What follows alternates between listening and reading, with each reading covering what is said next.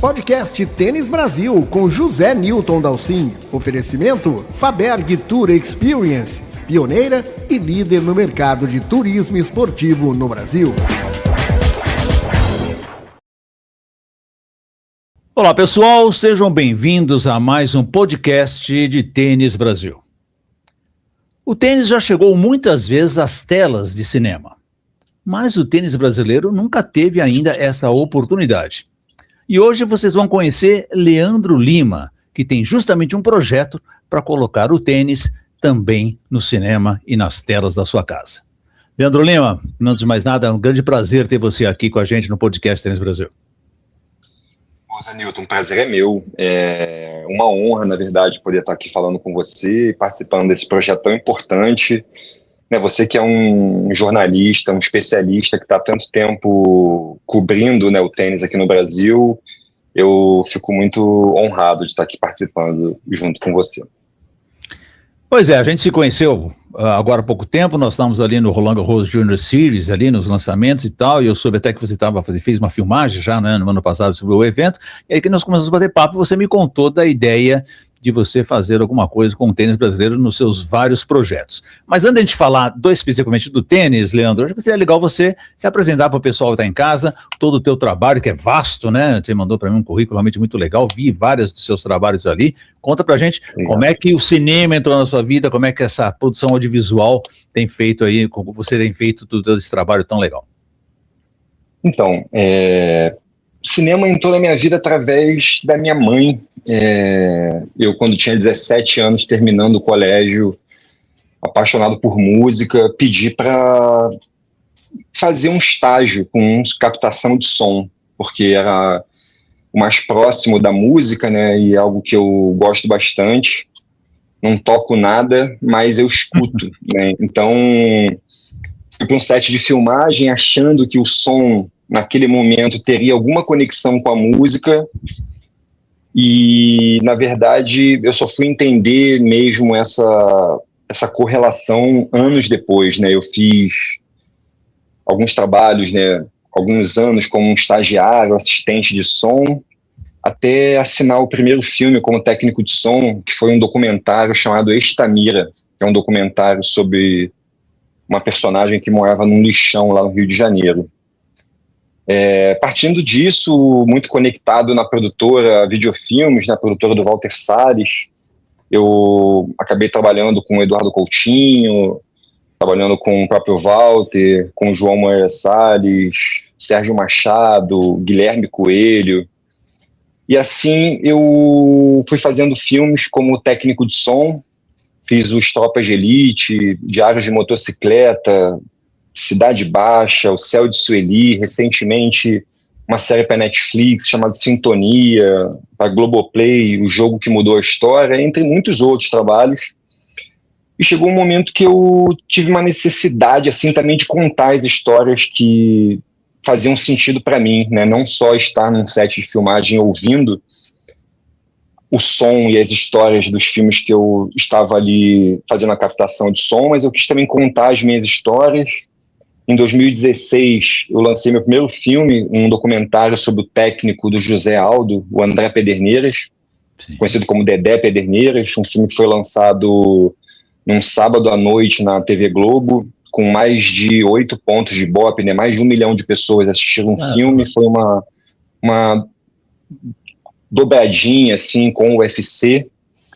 Nessa noite, o José Aldo lutou lá no Rio, e após a luta, o meu filme passou, meu documentário passou, então tendo esse belíssimo alcance. Em paralelo a esse filme, eu comecei uma pesquisa sobre o meu segundo documentário, que hoje está na plataforma da Max, antiga HBO. É um documentário sobre um juiz federal chamado Odilon de Oliveira. Odilon prendeu grandes traficantes, importantes traficantes, são importantes ou grandes, ou não sei qual adjetivo dá para eles, mas o Odilon é um juiz federal que tem a cabeça prêmio, a cabeça dele vale 2,5 milhões de reais, e eu acompanhei a vida do Odilon por 4 anos, do ano de 2017 ao ano de 2021. No final do 21, o filme lançou na HBO, né, hoje na Max, e segue em cartaz lá. Ah, que legal. Então, resumindo assim um pouco da minha história, vem por esse lugar, né? Eu tinha o sonho de ser arquiteto e, curiosamente, hoje o meu primo Frederico Guedes faleceu, que foi um arquiteto, um cara que eu admirava muito e tinha uma paixão ali, sabe, pelo desenho, pela arquitetura, mas nunca tive a capacidade. Meu desenho é horrível, sabe, o meu bonequinho, aquele bonequinho de pauzinho, assim, sabe, bem tosco.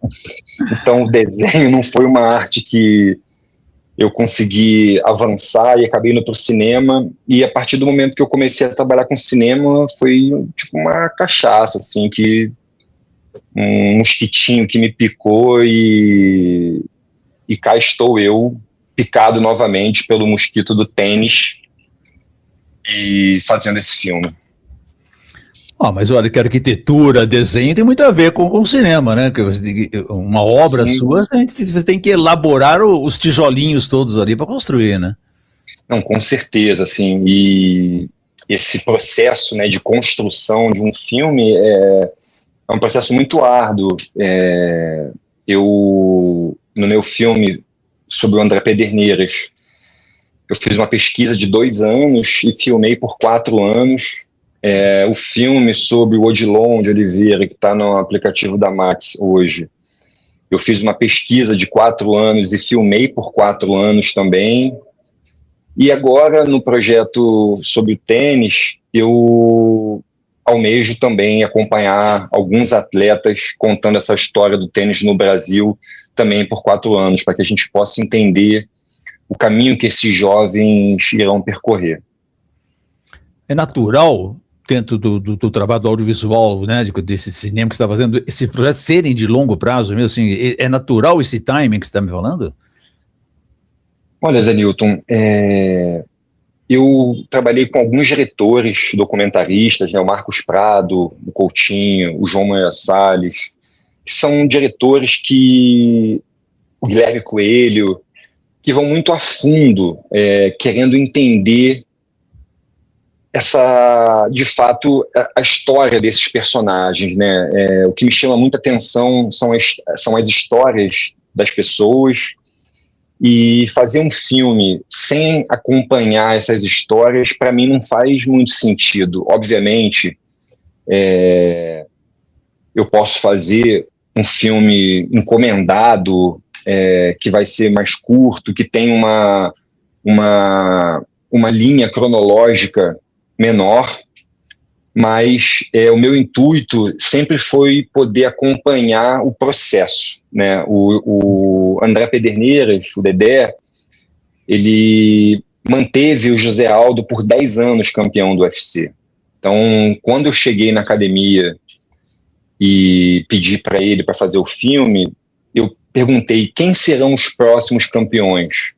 E ele me apontou 2 atletas, o Renan Barão, que foi campeão do UFC, e o Dudu Dantas, que foi o campeão do Bellator, que é um outro campeonato de luta que tinha.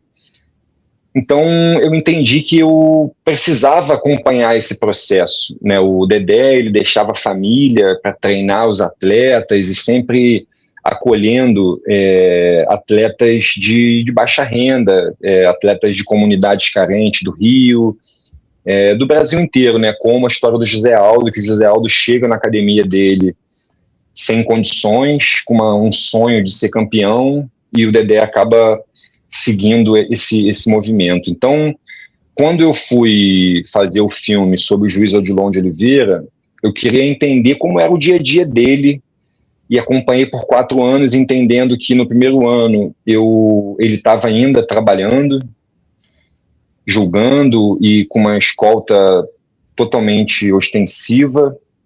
E a partir desse primeiro ano ele perde a escolta, porque ele se aposenta, se candidata ao governo, perde essa campanha política e segue por mais 2 anos ali com certo receio do que poderia acontecer com ele. Então eu tenho seguido essa receita, sabe, de poder acompanhar esses personagens e assim ter uma curva cronológica desse momento que eu estou escolhendo observar. Dá para ver bem no teu trabalho, Leandro, que inclusão social, empoderamento são temas sempre recorrentes ali. Parece que você tem um viés muito claro para esses assuntos. Né? Sim, eu cheguei, né, a esse lugar como técnico de som, premiado, fazendo filmes muito interessantes, porque alguém me escutou, alguém me deu uma oportunidade. Eu sou autodidata, eu não me formei em cinema. Então eu tive uma base, um apoio que me faz querer dividir também com as pessoas, né? Eu acredito muito que dividindo a gente soma. E acredito que se a gente tem oportunidade, qualquer pessoa consegue. Então a gente vive num país que, infelizmente, poucas pessoas têm oportunidades, e essas histórias, esses projetos que eu venho fazendo, me chamam muita atenção, essa questão das oportunidades, né? E muito curioso assim, sobre o tênis, que é um esporte de elite, um esporte que sempre teve muito fechado dentro dos clubes. E eu, aqui em São Paulo, eu vou muito no Pelezão jogar tênis, que é um parque na Lapa, muito no Vila Lobos. E eu já joguei, cara, com um mendigo, que foi acolhido pela comunidade ali do tênis do Parque Pelezão. Uhum. E esse mendigo, cara, joga tênis. Ele não tem casa, ele mora na rua, só que um desses integrantes ali do grupo, o Sérgio, deu de presente para ele um tênis, deu de presente para ele uma raquete, são quadras de saibro ali que a gente joga no Pelezão, tem 2 quadras de saibro e uma rápida, mas a gente joga sempre nas quadras de saibro. E eu comecei a perceber que é possível, com a oportunidade, até um mendigo jogar tênis, né? Não desmerecendo quem mora na rua, quem não tem condição, mas é sobre, de novo, essa oportunidade. E isso, cara, me chamou muita atenção quando me deu a vontade de fazer o filme o ano passado, né? Eu jogo tênis há 2 anos, eu venho do jiu-jitsu por causa do filme, comecei a fazer jiu-jitsu no 2º ano que eu estava filmando. O Dedé me deu de presente um kimono e falou, cara, você já está aqui há 2 anos treinando, filmando, vem treinar com a gente. E aí comecei a treinar, cheguei aqui em São Paulo, e a academia Nova União, que é a academia do Dedé, só existe em Guarulhos, aqui em São Paulo. Então eu moro aqui na Vila Leopoldina, na Zona Oeste, é longe ir e voltar todo dia para treinar. E o jiu-jitsu tem uma questão muito como o futebol, dessa rivalidade dos times, né, das equipes. Então, sempre que eu chegava numa academia, me matriculando e tentando conhecer, eu falava, olha, eu sou um cineasta que comecei a treinar porque eu fiz um filme com a equipe Nova União, o Dedé, todo mundo conhece a equipe Nova União, todo mundo conhece o Dedé, só que todo mundo queria me provar que aquela equipe que eu estava treinando era melhor do que a Nova União. Eu nunca fiz um exame de faixa, eu sigo faixa branca, nunca quis fazer um exame de faixa, o Dedé insistia para eu fazer, mas de novo, eu estava ali fazendo um filme, eu estava ali querendo me conectar com os atletas, tenho uma relação muito próxima com alguns atletas de MMA que estavam no UFC, alguns que estão ainda, e para mim não era importante mudar de faixa. De certa forma até me arrependo, entre aspas, mas eu falo, se eu tivesse mudado de faixa, talvez hoje eu tivesse muito próximo a ter uma faixa preta, porque fazem quase 10 anos que eu lancei esse filme. Então, de tanto me machucar para provar que a minha faixa branca era uma faixa de respeito, eu desisti do jiu-jitsu. Eu falei, eu vou buscar outro esporte. Tenho 2 filhos que são atletas. Hoje o Miguel, ele joga no beach soccer do Botafogo, treina com alguns atletas da seleção brasileira de beach soccer. O Francisco estuda na UERJ, estuda Direito, mas também totalmente ligado ao time de futebol de Direito da UERJ, lá no Rio. e eu sinto uma necessidade de acompanhar os meninos, né, que tenho 19, 20 anos, eu tenho 46, então, eu quero me manter ativo.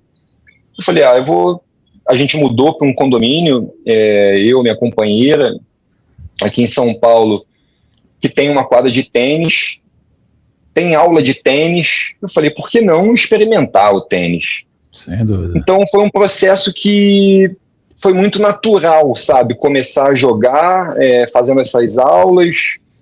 Me apaixonei desde o primeiro momento que eu fiz a primeira aula de tênis.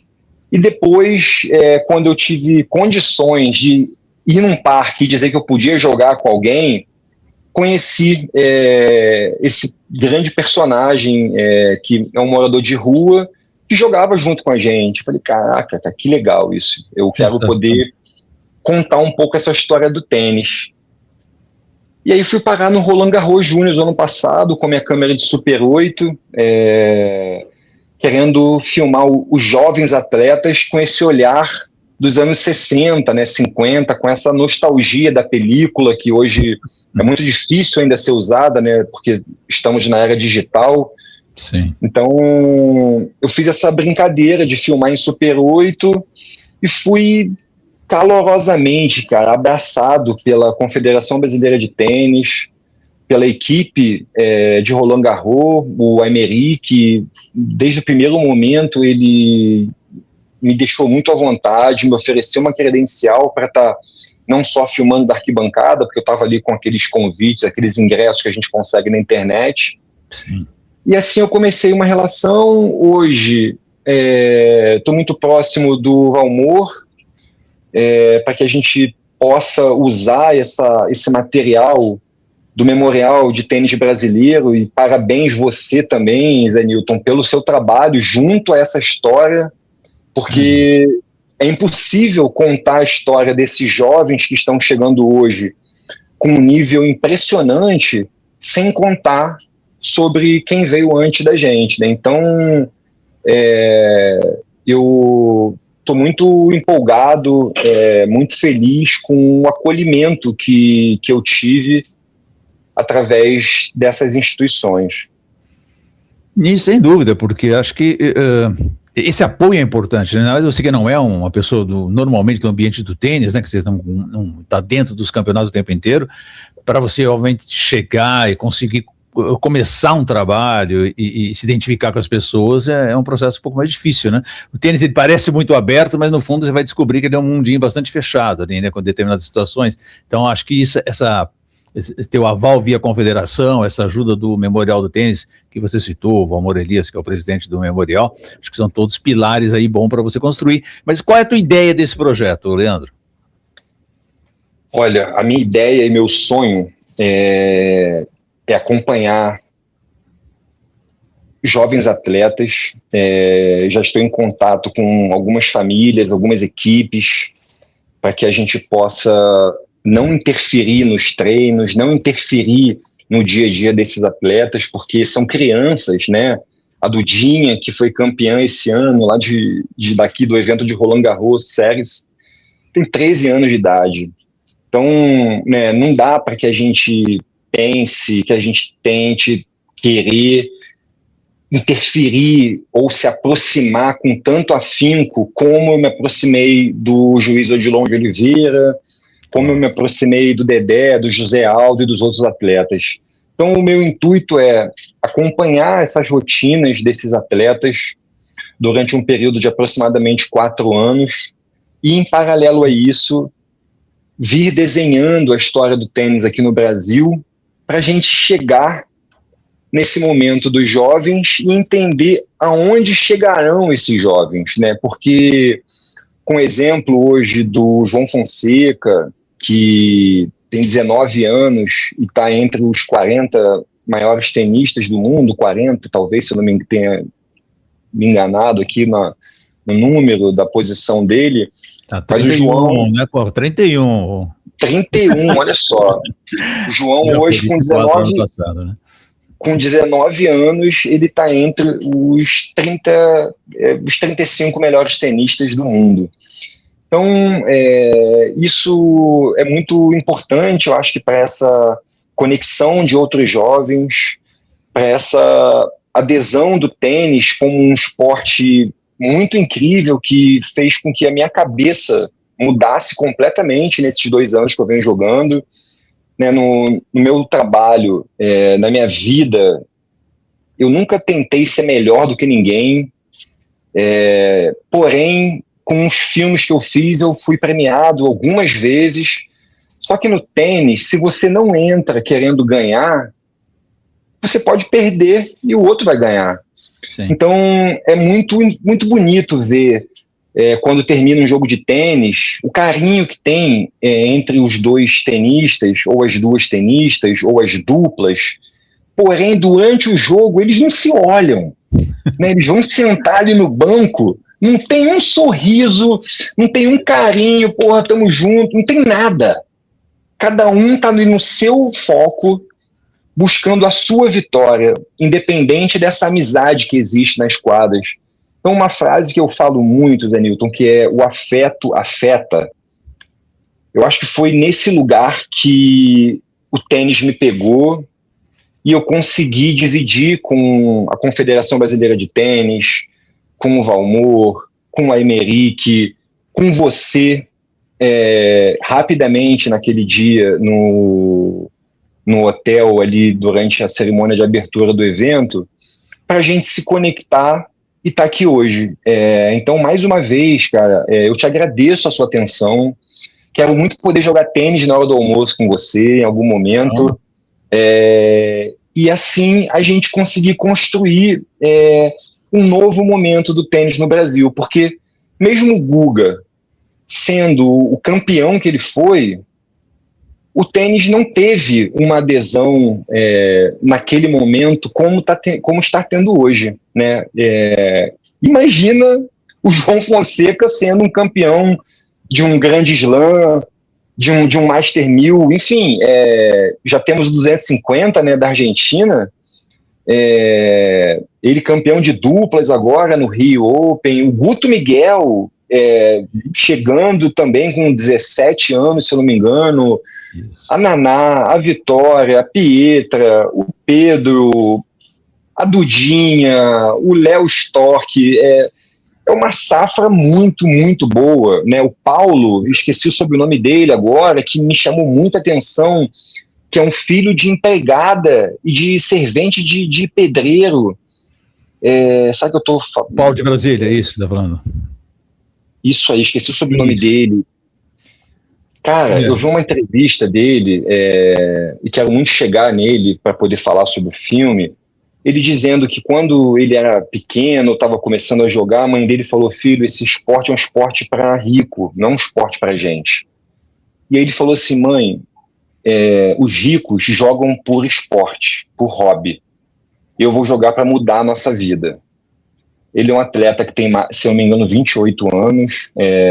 Ele tem uma jornada ainda incrível, mas ele está sendo observado, ele está conseguindo, a partir de apoio de marcas, de pessoas que compram passagem, dessa conexão muito verdadeira entre as pessoas, porque muitas vezes é isso, um patrocinador, um empresário quer saber do rendimento, de quanto vai vir. Cara, tive conversando lá no Clube Harmonia com um dos patrocinadores da Dudinha, que tem 13 anos, eles apoiam a Dudinha desde os 10 anos de idade. Isso para mim é incrível, porque, de novo, eu tenho filhos que são atletas e é muito difícil você conseguir que alguém olhe e tenha esse cuidado desde pequeno, a não ser que seja tipo o novo Neymar, né? E no tênis é difícil, né? Porque é um nível muito parecido, né? Você vê jogando lá a Dudinha com a Maria Eduarda, ou a Natália Tourinho, 13, 14, 15, 16 anos, tá igual. Não dá para entender muito aonde elas vão chegar, como que eles estarão quando adultos. E esse é o intuito do filme. Legal, olha só para o pessoal estar em casa, o Paulo de Brasília, que o Leandro está se referindo, é o Paulo Saraiva, que tem jogado muito Paulo bem, Saraiva. simples e duplas e tal, que tem uma história realmente muito legal. Acho que é uma história que você pode levar para o filme, sim. E aliás, eu ia até comentar com você, Leandro, que acho que são aspectos muito distintos do tênis brasileiro, que você também pode abordar, ainda mais que você tem essa abordagem tão social, que você pega dois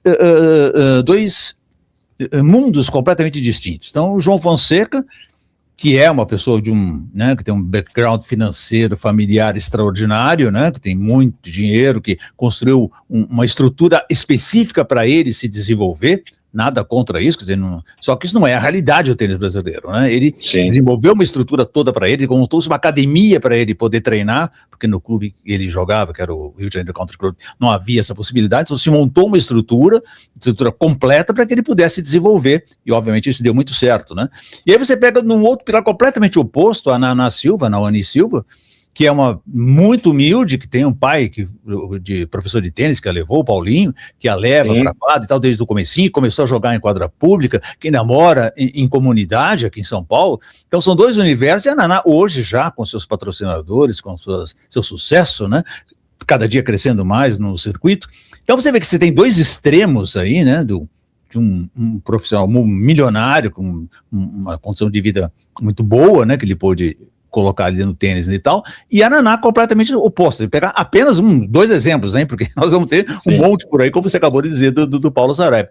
Então eu acho que esse contraste é muito curioso, né, porque as mesmas dificuldades que você vai passar em termos de crescimento técnico, a Naná também vai. Claro que ele tem uma facilidade que é ter muito dinheiro, né? Então você pode construir uma equipe multidisciplinar que ele tem hoje. Ele viaja, um garoto com 18 anos, viajar o mundo com uma equipe multidisciplinar como ele faz, pai e a mãe ainda acompanhando, é uma coisa extremamente rara em qualquer parte do mundo. Nenhuma outra estrutura no mundo inteiro um jogador pode se dar o luxo disso, né? Tem uma condição para fazer isso, é muito difícil. E você vê o outro lado, né, Naná, com muito menos condições, graças a Deus agora ela tem o apoio da rede de tênis, tal, que ajuda muito, e ela também vai galgando seus passos, né? Então, dá para contar muita história, Leandro. Não, com certeza, mas você vê, por exemplo, a Naná, ela fechou recentemente com o Itaú. Isso. E o Paulinho, a Naná estava na Espanha, e o Paulinho estava lá no Harmonia, junto com a família da Maria Eduarda, né, que eles treinam juntos. O Paulinho, que é o técnico e pai da Naná, não foi para o campeonato importantíssimo que a Naná foi convidada para participar, possivelmente por causa de recursos, imagino eu. É, muito provável. Eu não tenho ideia exatamente, mas é possível. Porque eu acho que o Paulinho não ficaria ali no Harmonia, a Naná indo jogar um Master 1000 convidada na Espanha, por toda a trajetória, né, por todo o caminho que ele vem construindo com ela, mas isso mostra também que é possível, né, mesmo uma menina de uma família carente conseguiu chegar no Itaú, hoje tem um patrocínio, a rede de tênis, mérito dela, mérito deles, mérito dessa vontade, né, de fazer, de acreditar e seguir em frente. Então, isso me chama muita atenção também. E nós temos várias outras histórias no tênis brasileiro, né? O pessoal um pouquinho mais antiga vai se lembrar disso, de jogadores que começaram como pegadores de bola, uma entidade que praticamente não existe mais no tênis brasileiro, infelizmente, mas começaram lá pegando bola, sem nem entender absolutamente nada das regras do tênis. Então, nós temos um monte de gente que teve um sucesso incrível na carreira. Se você pensar bem, o Julinho Silva, para dizer um exemplo bem mais recente, que o pessoal vai se lembrar facilmente, o Julinho Silva começou a pegar a bola com 13 anos, ele não sabia nem que era tênis com 13 anos de idade. E o cara chega a ser 150 do mundo, saindo, né, de uma condição financeira bem difícil que ele tinha, quer dizer, é uma coisa extraordinária, um baita de um exemplo de sucesso, né? E você tem muitos outros, Givaldo Barbosa, Júlio Góes, Edivaldo Oliveira, o Alcides Procópio, que aliás foi homenageado lá no Harmonia, ele era filho do dono do bar do Harmonia. Olha, eu tô arrepiado aqui. Me conta. Eu ia falar exatamente isso, assim, eu não sabia disso. A importância que ele tem nessa expansão do nosso tênis para o mundo, gigante, né? da construção, né, do Banana Boat comparado com o Orange Boat, né? Isso. Orange Ball. E ele era filho do dono do bar, que arrendou o bar num Clube Harmonia, e mesmo assim foi possível. Elite, né? De Total Elite em São Paulo. Sim, sim. Então, realmente é possível, e essa história tem que ser contada, porque eu acredito que o Paulinho, pai da Naná, acreditou desde sempre por isso. Sim. Porque tinham exemplos, tiveram outras pessoas que conseguiram também. Então, imagino eu, né? Ele olha e fala, cara, não preciso, não é só a família bem-sucedida que consegue fazer com que o seu filho ou sua filha atleta consiga chegar lá, porque a gente tem outros exemplos aqui no nosso tênis, e eu acho que isso muito é sobre a história do nosso país, né, muito, Denilton, sobre como nós fomos roubados, escravizados, e até hoje é uma história mal contada. Sim. Perdemos da nossa autoestima, e é um país também que nunca valorizou cultura, esporte, educação, nunca valorizou devidamente esse processo todo, né? Por isso que o esporte brasileiro ainda, e vai eternamente sofrer, eu não consigo imaginar. Precisa até você olhar menos para o futebol, né? Que é um esporte de enorme sucesso, que é o que mais dá dinheiro no Brasil, mas quantos vêm lá da base, quanto vem da pobreza, né? Quantos jogadores conseguem galgar posições, né? Através dessa dificuldade toda. Então, o esporte brasileiro, e o tênis é muito curioso por isso, né, Leandro? Porque ele é um esporte de elite, extremamente caro, não dá, hoje se faz um cálculo, e olha, nos Estados Unidos esse cálculo é feito, aí no Brasil, para você ter um juvenil, treinar um jogador juvenil e levá-lo às portas do profissionalismo, a família tem que gastar $100 mil, não é pouco dinheiro, né? Você tem que fazer isso é um investimento médio. $100 mil médio, isso padrão do mundo inteiro, né? Porque você tem viagens, tem treinamento, você tem equipamento, você tem toda uma dedicação que a família tem que dar para a criança. Então você imagina uma pessoa que hoje, como se conta do morador de rua, que obviamente o esporte deve ser a 10ª prioridade dele, né? Porque ele precisa sobreviver acima de tudo. Então, nós vemos uma realidade muito difícil de você tocar, né? Então, o tênis, que hoje é um grande sucesso no Brasil, graças aí a Bia Haddad, a João Fonseca, a Luiz Stefani, que estão lá no topo, né? Mas ele tem uma base muito difícil também, né? Que muita gente se perde no meio do caminho porque ela não consegue aguentar essa dificuldade que é chegar na carreira, né? Então aí você tem um universo de histórias aí extraordinário para você contar, viu, Leandro? Não, é verdade, muito ver teu trabalho e essas coisas, porque acho que essa realidade do tênis brasileiro, que acho que muita gente conhece lá em casa, mas dá para esmiuçar muito bem, vai ser muito legal de você abordar nesse aspecto do impacto social que ele carrega. Não, e uma curiosidade aqui, eu conversando com a Alessandra, a mãe da Luiz Stefani, né, ela contando que a família toda joga, e aí eu perguntei para ela, eu falei, mas você que levou a Luísa? Ela falou, foi.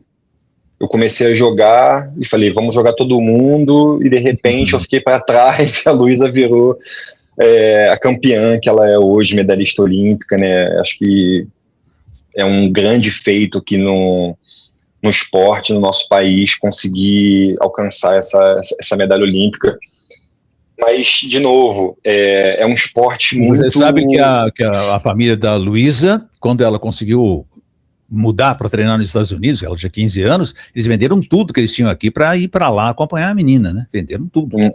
Então, também é uma história também difícil, não foi nada fácil para ela conseguir chegar lá, e com 15 anos não tem certeza de nada, né? É um risco total. Aí você vê, e hoje eles têm lá um projeto social em Paraty, que está abraçando jovens, que está fazendo essa inclusão através do esporte. Então você vê, né, é uma troca muito bonita, que durante a partida os atletas mal se olham, mas quando termina tem esse carinho. Esses dias eu vi uma entrevista do Meligeni falando, né, como era legal perder para alguns atletas, e aí ele deu o exemplo do Guga. Ele falou, cara, eu perdia pro Guga, o Guga vinha, porra, Meligeni, você viu, dei uma bola lá no fundo, porra, esse meu saque, o Meligeni imitando ali o Guga. É isso, cara, durante o jogo, tava um querendo ganhar do outro, até o último ponto. Porém, existe uma troca de carinho, uma troca de afeto e essa parceria que eu acho muito bonito no tênis, isso. Porque isso no futebol tem uma competição muito acirrada, né? Meu filho Miguel é goleiro e ele treina muito, né? Goleiro é uma função também que é muito individual e é de muito treino. E ele tem os amigos no time, porém, tá um querendo ser melhor do que o outro o tempo inteiro, mas tem parceria, acaba o treino, o Miguel sempre fala, pô, tô aqui com o Pedrão, que é o outro goleiro lá do Botafogo Beach Soccer, da categoria dele, que quando acaba o treino, eles estão juntos e vão tomar um açaí, vão ajudar a desmontar lá o campo lá ali na praia de Copacabana. Essa conexão do esporte, essa relação de parceria, eu acho muito interessante. Sem dúvida, eu acho que isso se fundamenta muito, Leandro, no respeito que você tem, porque você sabe que o outro, teu adversário no futebol, no tênis especificamente, fez também um enorme sacrifício para chegar até ali, né? Você sabe que ele não foi nada fácil para ele chegar até naquele ponto em que ele está competindo com você, ainda mais nós estamos falando em esporte de alto rendimento, então mais ainda, né? Então existe o respeito porque você sabe que todo mundo passou por muito problema, muito perrengue, mesmo os que têm dinheiro passam por perrengues, obviamente, ao longo da sua carreira. Então acho que esse respeito vem disso, né? De você sabe que todo mundo batalha muito. Então você vê as entrevistas dos tenistas pós-jogo, né, mesmo agora no nível profissional lá em cima, todo mundo sempre fala, olha, parabéns para sua equipe, parabéns pelo teu trabalho, nós sabemos o quanto você treina, quanto você luta, porque exceção feita assim, alguma rusga muito pessoal, todos eles respeitam pelo trabalho que eles desenvolvem. Sim, realmente é fascinante isso, né, acho que esse exemplo do João Fonseca nesses jogos, com Sinner e com Alcaraz, os dois foram falar super bem do João, né, desse momento dele, o jogo com o americano jovem também, me fugiu o nome, Ben Shelton, também, sabe, que é outro garoto também que está ali disputando e poderia ter uma questão de cotovelada, né, são jovens promessas que estão chegando, mas não. Uma entrevista muito, muito bonita, assim, no fim do jogo, eu acho incrível isso. Sem dúvida. O tênis coloca muito isso, e achei bem legal isso, o tênis, desde os primórdios, né, desde 1900 lá atrás, né, quando o tênis foi criado em 1877, aquela questão de você se cumprimentar depois do jogo, né, você termina o jogo, você tem que cumprimentar seu adversário, acho que isso é um negócio muito legal. Isso, o tênis e aí depois, desculpa. Imagina. Não, mas e aí depois de se cumprimentar, quem perdeu, às vezes, pega a raquete, quebra a raquete e fica puto. Né? Verdade. Mas vai lá, antes de quebrar a raquete, ele vai dar um abraço, vai agradecer, vai dizer que foi ótimo, vai cumprimentar o juiz. Vai elogiar, geralmente, o adversário, né? Jogou bem, bem jogado, né? Mesmo aquela coisa meio simples ali, bem informal, mas bem jogado, sim. Parabéns. Existe esse respeito, eu acho isso muito, muito legal. Isso o tênis ensina muito, né? Acho que o valor do tênis, essas questões de disciplina, de bom comportamento, de companheirismo, o ambiente social, o tênis ele forma um cidadão muito bem estruturado, viu, Leandro? É verdade, e eu tô vendo isso na pele, porque, de novo, eu jogo há 2 anos, há 2 anos só, tenho 46 anos, com uma ideia de vida, posicionamento muito formado, e o tênis fez com que minha cabeça mudasse completamente, Zé Newton, completamente, e está sendo muito legal a cada dia aprender mais e dividir um pouco o que eu aprendo e também aprender com quem sabe mais, porque nem todo mundo quer ensinar, mas é muito legal isso, porque às vezes na quadra, muito jogando dupla, as pessoas estão dispostas a dividir, né? Obviamente, quando você vai jogar simples, até quando acaba o jogo, né, o parceiro fala, backhand ali, abaixa o joelho, sei lá, o slice. Mas na dupla, tem essa troca durante o jogo também, e é muito legal. Sem dúvida nenhuma. Você já se apaixonou pelo tênis, então tá tudo bem, viu, Leandro? Você já pegou o vírus do tênis, então tá tudo tranquilo.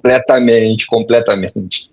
Leandro Lima, nós vamos seguir acompanhando aqui teu trabalho pelo Tênis Brasil, obviamente nos colocamos à sua disposição para que você precisar de ajuda, de conhecimento, de bate-papo, de você precisar conhecer pessoas e entrar nos meandros aí do tênis, obviamente a gente se coloca à disposição, certamente você vai ter ajuda de muita gente também legal do tênis, confederação, memorial, os clubes, os dirigentes, os técnicos, treinadores, principalmente aqueles que vêm mais de baixo, estão sempre muito abertos para bater papo. Acho que você vai encontrar ainda um ambiente muito legal no tênis, para você desenvolver seu trabalho, mas ficamos aqui à sua disposição e vamos cobrar você, que daqui a 4 anos, que é mais ou menos você projetou aí, né?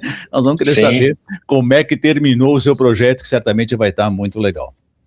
Não, com certeza, pode cobrar e estarei dividindo com você, Zé Newton, durante esse processo, porque estar aqui divulgando esse trabalho, dividindo com as pessoas em casa um pouco sobre essa história do tênis, tem sido muito interessante. Eu já assisti algumas das suas lives, das suas entrevistas, e de novo, eu acredito que essa conexão e essa troca real, ela pode nos levar a lugares inimagináveis.